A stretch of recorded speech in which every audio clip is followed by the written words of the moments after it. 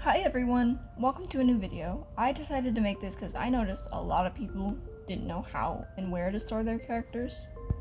People get a lot of art commissioned and they have no place to put it. So in this video, I'm looking at two character storing websites, Toyhouse and CharacterHub. Just to jump right in, what are both of these websites? Well, I'll break that down in individual chapters of this video. And hey, my commissions and GoFundMe is still open if you want to support and help out a queer artist. Okay, on to the video. So what even is Toyhouse?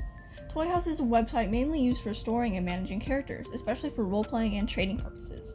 I myself use it mostly just for storing and managing characters, their art, and different backstories, also so I can kind of get all my information on my characters straight.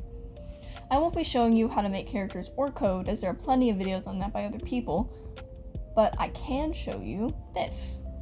This is the general layout of someone on Toyhouse. Mine looks like this because I changed the site themes, which can be found in display settings.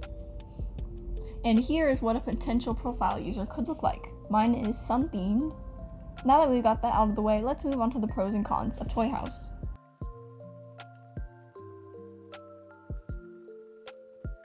Let's start with some pros. If you want to avoid all drama, there is a quiet mode that can be activated in the settings. This will prevent users from DMing you unless you approve them. There's a lot of forums for PSAs, things like PayPal do's and don'ts, how to trade, etc. It's an amazing way to share your characters with friends, people online, and artists. It's easy for artists because they can find refs and also personality, background, and so much more about the character they're drawing. The HTML gives so much freedom to make your page unique. That was a very short list, but now on to the cons. It is a browser-only place. There's no app for it. As we all know, Toyhouse is still in beta mode, which means it is invite-only. How do people get invites then? Well, you would need to get one from someone who has premium. Will Toyhouse ever come out of beta though? It has been in beta for some time. There was a post about it 3 years ago explaining the situation. I'll link it in the description, but for a brief description, what I understand, there was a problem with moderation, how toxic the community on there is.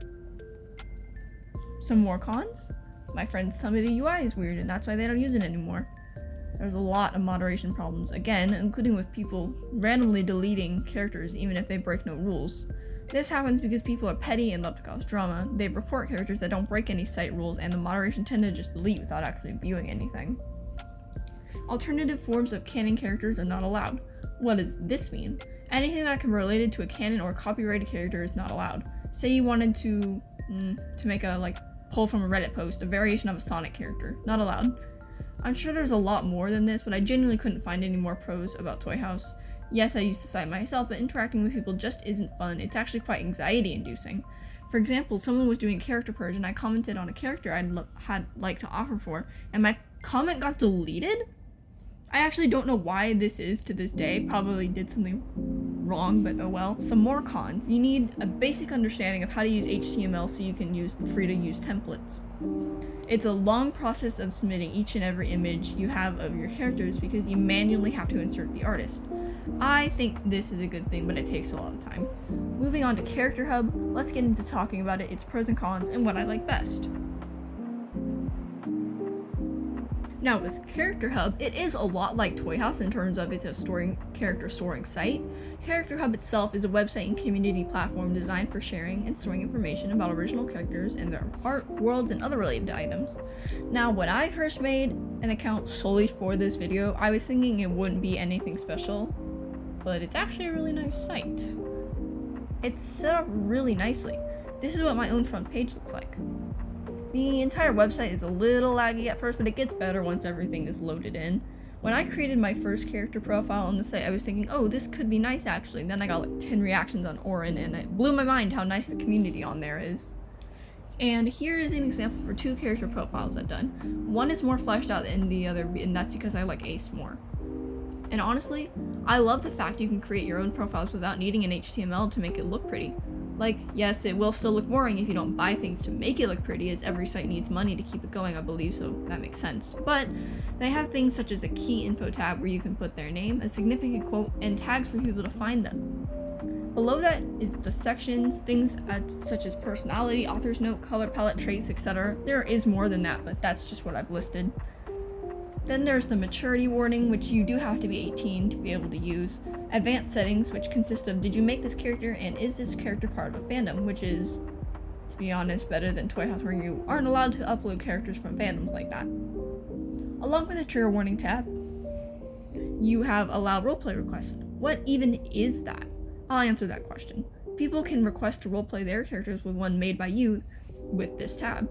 Yes, I changed to dark mode upon realizing there was one, so what? I just really like CharacterHub as both an artist platform and for roleplay purposes. It's a lot better than Toyhouse in those aspects, and while I do adore Toyhouse, I'll probably be using CharacterHub for a while to see how I do on there. Did I mess that up? Probably, whatever. P.S. If you want to follow my boyfriend, who is a creator of several projects, and me on CharacterHub, here's our profiles, also linked in the description. Now let's take a look at the pros and cons. Where Toyhouse does need code to be able to make your profiles pretty, there is no HTML code required for CharacterHub. With Premium, you can always get more, but I don't think everyone feels like paying for that right now. Some more cons. It's really easy to navigate and use, and it makes it suitable for both beginners and experienced users. It provides building blocks for basic character profiles, streamlining the process and saving time compared to creating from scratch. It offers a structured way to organize information, and it goes beyond character creation, including mood boards, music, and character stats. Now, for the very short list of cons. There is limited customization. While it does offer a variety of characters and attributes, the platform's customization options may be limited compared to other platforms, potentially hindering full personalization.